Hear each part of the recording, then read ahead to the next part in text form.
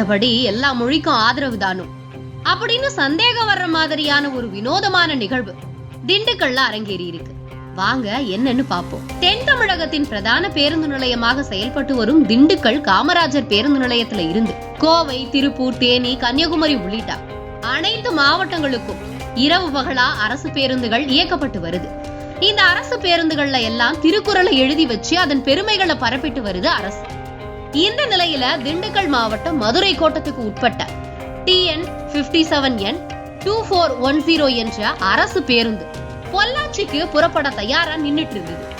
அப்போ பெயர் பலகையில ஜிலேபிய பிச்சு போட்ட மாதிரி எழுத்துக்கள் வந்ததால மக்கள் எந்த ஊருக்கு போற பஸ்ன்னு தெரியாம பிதுங்கி நின்னாங்க. தலை சுத்தி நின்னுட்டு இருந்த பயணிகளுக்கு கடைசியில தெரிய வந்துச்சு அது சீன மொழி எழுத்துக்கள்னு. தமிழ்நாட்டுல அரசு பேருந்துகள்ல தமிழ்லயும் இங்கிலீஷையும் எழுத்துக்கள் வரது வழக்கம். ஆனா சீன மொழி எழுத்துக்கள் வந்ததால ஒருவேளை திண்டுக்கல்ல இருந்து ஸ்ட்ரெயிட்டா சீனாவுக்கே தமிழக அரசு பஸ் விட்டுட்டாங்களோ அப்படின்னு சிலர் ஷாக் ஆனாங்க.